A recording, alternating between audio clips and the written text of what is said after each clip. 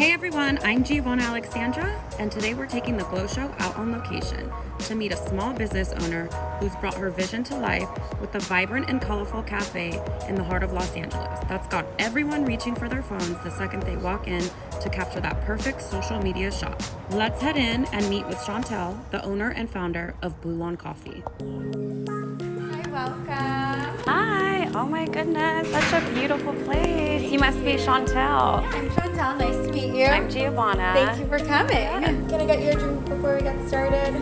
So let me take a look. What's a fan favorite? I would say one of the most popular drinks is the Mean Girl. She's spicy, she's sweet, she's pink.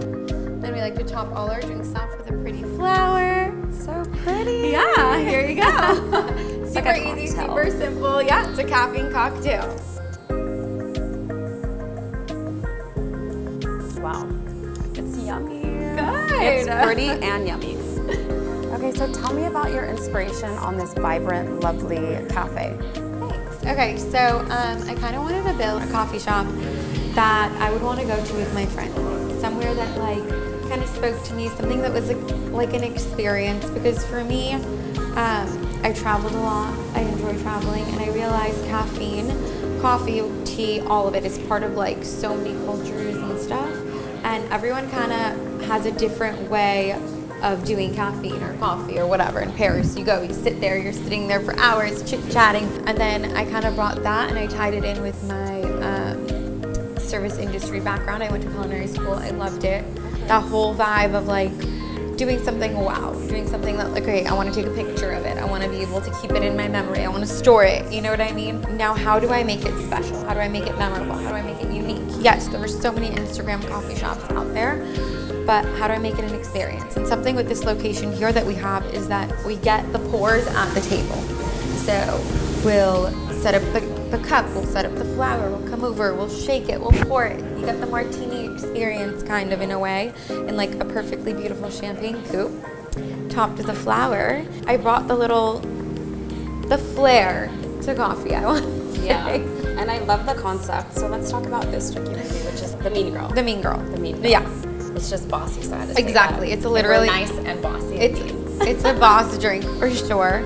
From childhood, pink just like was my calling. And if I was gonna open a coffee shop, my own place, I had to have a drink that was pink. It took me forever, like I want to say like weeks.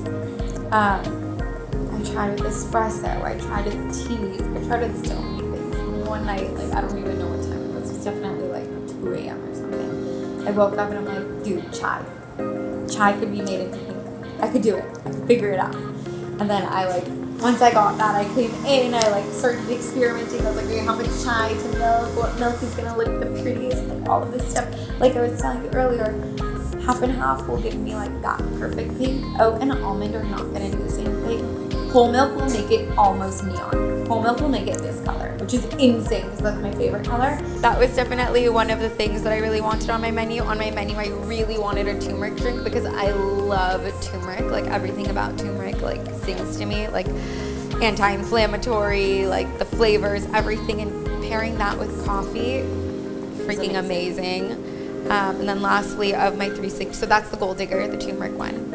And then lastly of the three will be the Moneymaker, which is a vanilla rose matcha, which we have a house vanilla rose syrup, which we also sell here. Yay us. It's very floral and balanced with the vanilla, and when you pair it with the matcha, the like earthy matcha, you get this like really awesome balance of like floral, vanilla, sweet, green, all of that. It's like, oh my god, it's so yummy. It's my favorite of the three, I would say.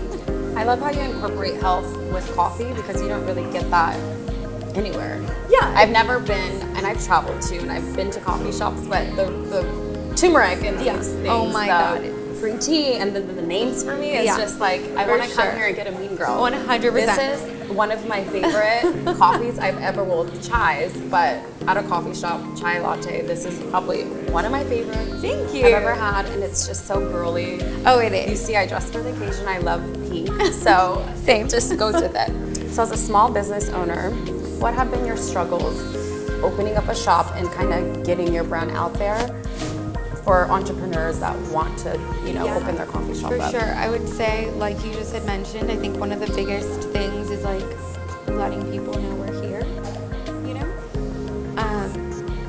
that and competing with like the big dogs, but trying to make yourself unique, because I don't want to be one of the others. I want to be myself, but I do still want to be like in the league of like, dude, that's a cool coffee shop, I would say a lot of it, which will tie in, I think, to like some more things we'll talk about soon, is like having a social media presence, being out there, getting your name out there, whether it's TikTok, Instagram, or just like out and about. And a lot of people right now, they're getting really sick of like the big stuff.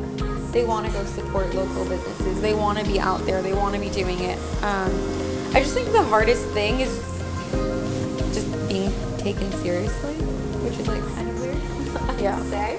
Yeah. But just like people just being like, oh, whatever, it's a coffee shop. But you're like, dude, I'm struggling. I am trying so hard to do it all. And I know your social media is very important. Can you give some tips on how to build a business with incorporating Instagram and TikTok, and how to build it up and show people what you need to do, like how you have clothing and stuff, all that?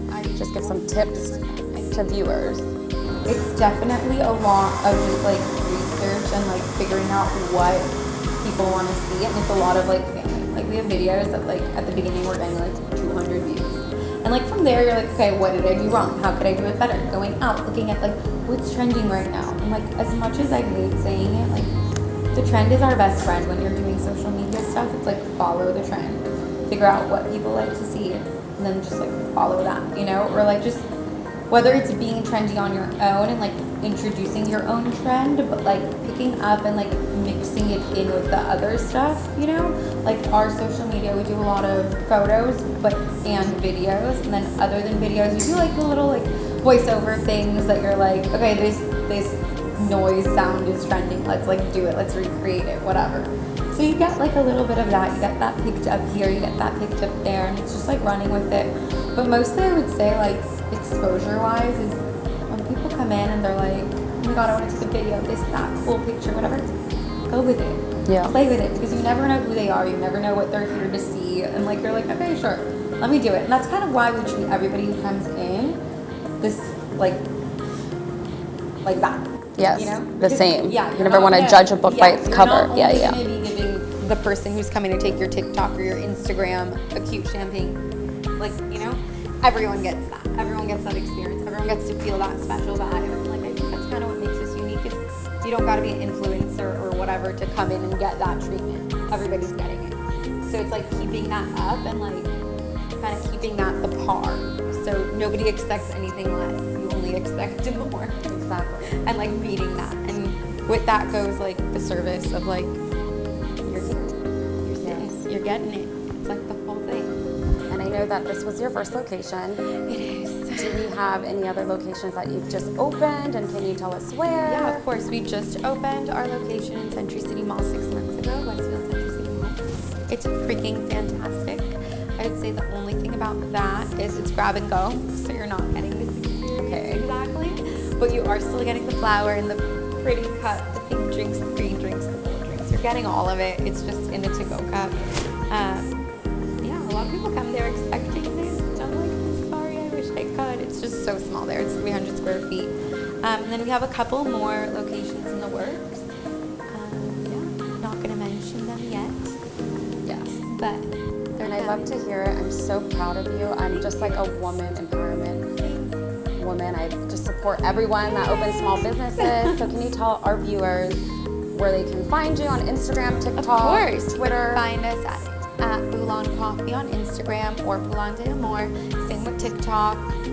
We're there. We're here for you. Come give us a follow. We would love to have you. I'm sure you'll be entertained no matter what. We're doing silly things. We repost people. We do it all. And there you have it. Thank you for tuning into The Glow Show. Until next time. Thank you.